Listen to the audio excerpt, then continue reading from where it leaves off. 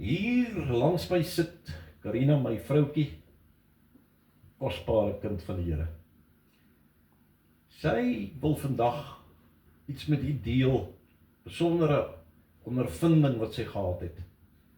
En ek gaan nie namens haar praat, ek gaan vir haar die geleentheid gee om vir u te vertel wat het met haar gebeur en hoe die Here haar gebruik het. Hallo almal, mense, ek wil net die Here loof en prys dat hy so wonderlik is en dat hy altyd vir mense geleentheid gee as jy bereid is om vir hom te getuig. Soos daai liedjie sê, ons moet uitgaan, ons moet mense vertel van die Here. Wil ek net vir u vertel hoe die Here vir my geleenthede gegee het in die hospitaal. Die eerste keer was ek in die hospitaal en ons het so gesels en een was baie moedeloos en gevra ek moet vir haar bid vir haar siekte, en vra of sy die Here ken, toe sê sy nee, sy weet nie, en ek kon haar na die Here lei, en ek kon vir die ander ook, 2 van hulle na die Here lei in die saal, en ons kon saam bid en mekaar bemoedig, en ek kon vir hulle wonderlike dinge vertel, en getuienisse van wonderwerke speel, so die Here gee vir ons geleentheid, maar ek wil graag iets vertel hoe getrou die Here is.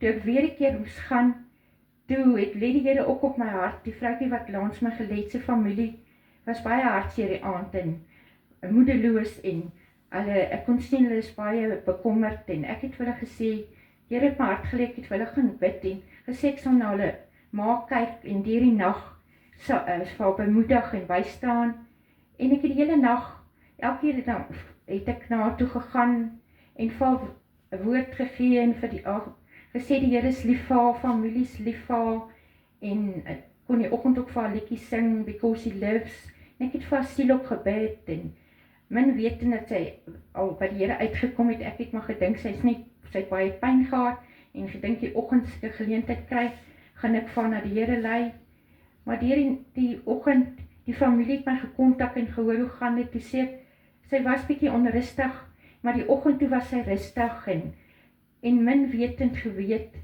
dat sy eintlik op haar laaste was en dat sy verskriklik bang was om alleen te wees.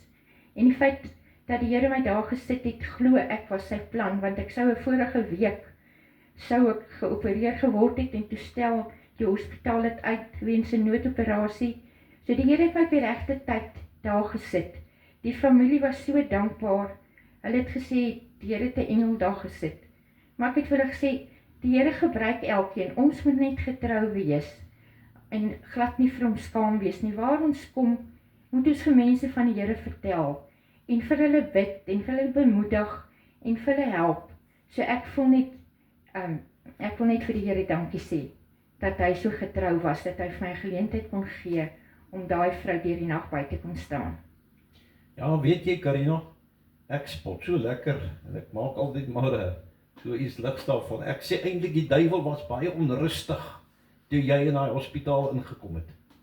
Want hy was onrustig as hy sien hoe die Here deur jou daar gewerk het en wat gebeur het met mense.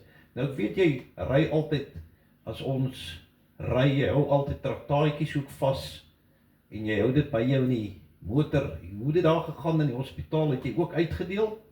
Ja, elke keer kon ek vir die verpleegpersoneel, as ek uitgaan, elkeen 'n traktaatjie gee, en die laaste keer kon ek ook, ons was 6 in die saal, die ander tannie langs my was 'n diep kind van die Here, so ons het wonderlik gesels vir dinge van die Here, en die ander pasiënte het geluister, en ons het hulle bemoedig, en met hulle ook gepraat, en die een vroukie het jare terug die Here gedien, en sy het 'n bietjie afgedwaal, en op die einde het sy die hele tyd gesê, sy kan nie glo dat ons oor dinge van die Here gaan praat nie, en ek het haar bemoedig en gesê, sy moet net teruggaan na die Here toe, en die Here is lief vir haar, en hy vergewe ons, en hy dra vir ons deur, en so kon ons die hele tyd mekaar bemoedig, en ek kon vir personeel ook traktaatjies gee, ek het in Sotho, en ek het Khoza, en Afrikaans, en Engels, en almal was net te dankbaar, en toe my man my kom haal, toe wil almal net jy moet net vir hulle, net 'n gebed doen, om hulle te bemoedig,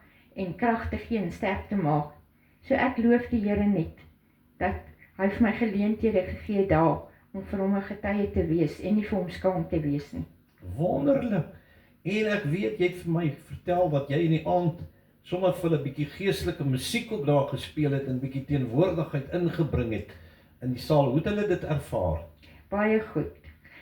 Ons party aan het ons sommer tot 10 uur gesels, dan besef ons nie, hoorie, van die pasiënte wil slaap, ons moet 'n bietjie rustiger.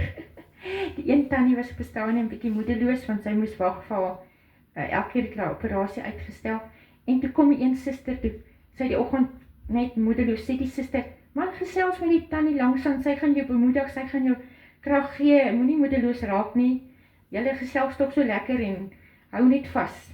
Toe besef ek nie besef die personeel, hou mens ook maar dop en is dankbaar as ons mekaar kan bemoedig. Man, ons tydjie stap aan, maar ek wil net gou een ding van jou sê, my vrou. Dit is 'n voorbeeld vir my. Ek weet jy is iemand wat 'n verwagting het na die koms van die Here. En ek en jy werk nou mooi in hierdie tyd ook deur die koms van die Here.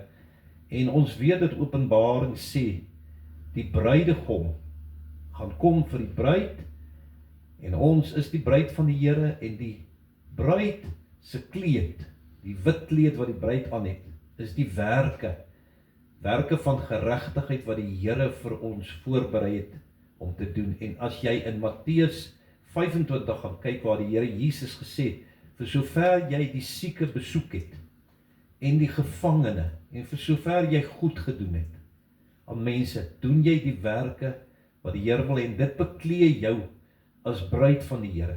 En my vrou, ek glo, die Here het jou daar beklee, en jy het jouself ook aangetrek met die kleed van die bruid. En as die Here kom, sal hy jou gereed vind, want vir sover jy dit gedoen het, aan die sieke ook daar, ongeag al die wonderlike dinge wat gebeur het, mense hulle lewens vir die Here gegee het, ander wat bemoedig is, die wonder daarvan om voor iemand se sterwe, om te bemoedig, en saam met hom te wees, sterwensbegeleiding te doen, dat daai persoon nie bang is, om te gaan en rustig kan word, dit is priceless, dit is onskatbaar.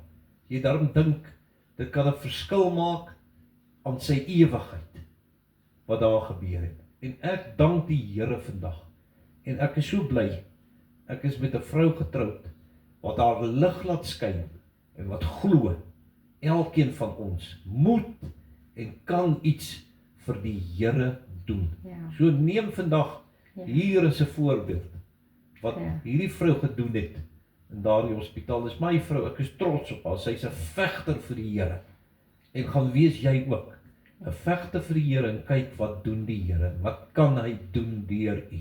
Ja. Nou ons gaan net saam bid, die van u wat vandag gebed nodig het, ek gaan vir my vrou vandag bid, bid vir mense hierso. As jy vandag siek is, en so, haar gesondheid is wonderbaarlik mooi herstel, dis ongelooflike hoe sy herstel het, van 'n groot operasie, en ek glo dis die Here ook, en nou vir haar vra, dat sy vir u ook sal bid, en julle wat nog die hele lewe vir die Here gegee het, wat bruid van die Here is, doen, wat die Here vir jou sê, gaan leef sy werke van geregtigheid uit. Karina, bid vir ons, jy hoef nie lang te bid nie, want ons tyd het ook aangestap.